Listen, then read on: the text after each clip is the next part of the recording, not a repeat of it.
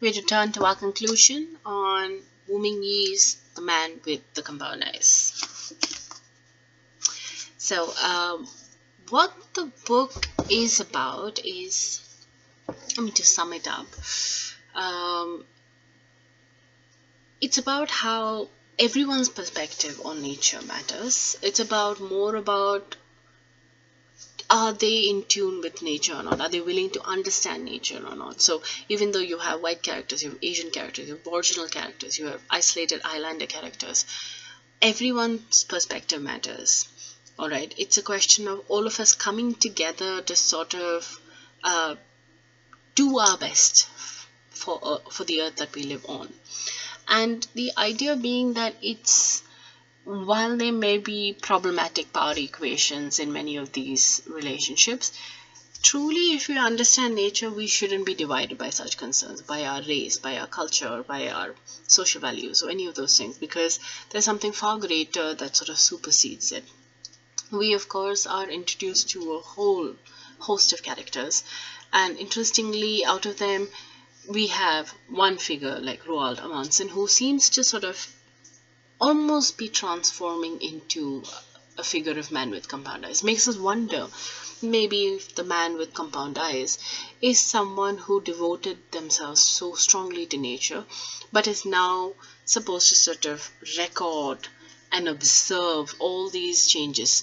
An empathetic figure who at times offers you an understanding of nature. And yet, the idea that the moment you engage with someone like this, you have come dangerously close to that barrier that separates life and death. Because Tom has this interaction only when he is dying, all right? And Roald Amundsen, I suppose he found his old world dying and then sort of you know, came into terms with this whole reality. The other thing about the book is that it can be tied up with the idea of slow violence, and much of what we do to nature is slow violence. It doesn't look like it's going to have a dramatic impact, and maybe it won't. Maybe not in your generation, maybe not in your children's generation, maybe in your children's generation, in which case, even if the impact wasn't seen for 50, 60, 80, 100 years, it will be seen, and somebody is going to pay the price for it. Somebody is going to pay the price for greed. It's just a question of that nowadays, and in fact, the book shows that all these changes are happening so rapidly, all right?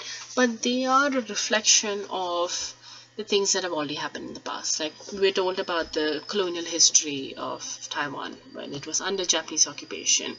If you read up on that, you would also find that the mining was heavily undertaken in Taiwan because there was gold in places, and so that kind of mining action would have destabilized the land as well. And it's actually a land that's prone to a lot of typhoons, and so there's a lot of natural change that's constantly happening around, which is affecting the lives of the people there. So it is a commentary on how many of these decisions that we make or that have been made in the past affect people's lives, which is why when the book talks about how in the past we have a tendency to assume that, oh, if it happens there or with that community or those people, it's not our problem, it's not going to affect our lives. But the book is saying that, so you think, but it could very well affect your lives in ways that you couldn't have anticipated.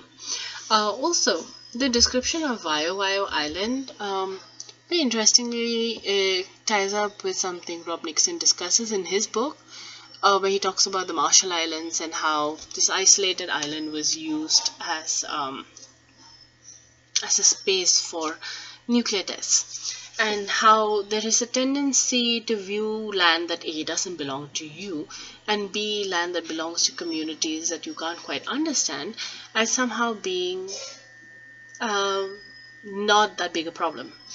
And that's a very problematic attitude. So some of these things are very subtly sort of highlighted in the novel. The novel doesn't delve into it deeply. It sort of just introduces us to these characters, helps us sort of understand these characters, their motivations, their grief, because grief is again a central idea that runs right through the book.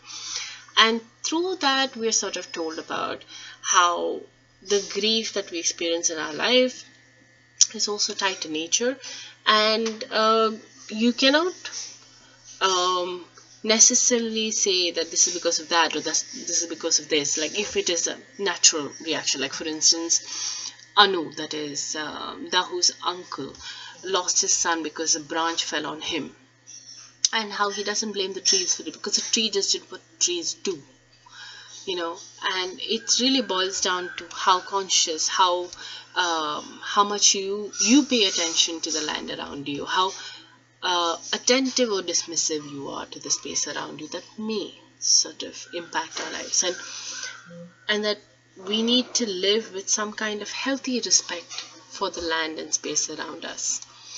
Love, grief, meaning, closure, these are some of the central things that the book really delves into, and that becomes like the focus of the entire narrative.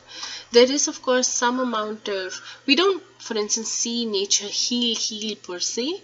We see nature sort of returning to itself and leaving some amount of destruction in its wake. So the idea that nature can maybe probably heal, but it's going to be slower and slower and slower, and that humans need not be considered in that healing process, because as far as nature is concerned, it really needs to fix itself and not really worry about how humans are going to sort of respond to that entire situation.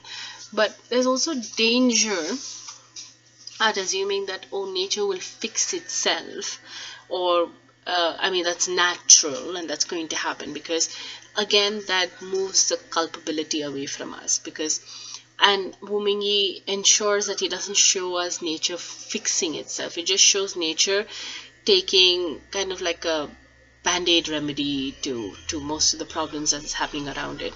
And as a result of which human lives are disrupted, because that's a fact. Because we have a tendency to be like, oh, nature will fix itself. But that's a very dangerous sentiment, because the moment you depend on that, you feel that you can wash your hands of the responsibility that you owe to nature, which is to do right by it. And that is an important conversation that comes up in this book. So it's a very interesting read, and I would say a very easy read as well. Uh, Once you understand the general themes, I think it boils down to what segments appeal to you most to sort of highlight your argument, and that's something that would serve to sort of discuss the text itself.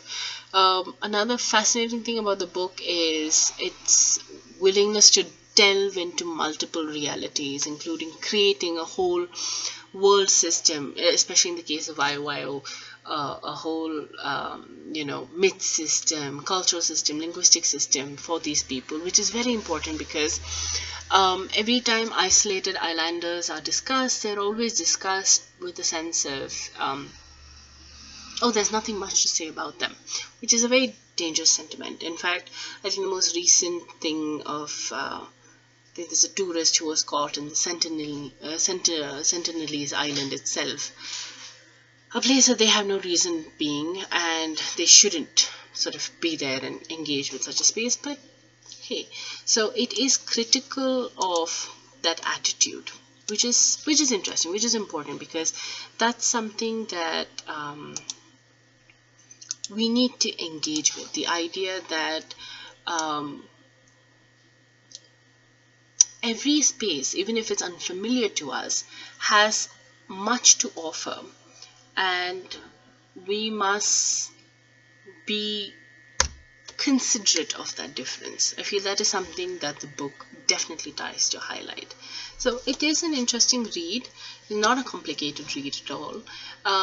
It may seem like it feels dissipated or diffused, the ideas it's trying to convey. But I think when you sort of get to the heart of the matter, based on what each part really seems to stand for, I think it really comes together beautifully.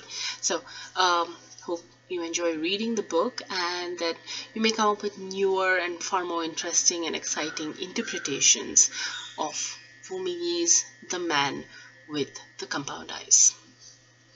Thank you.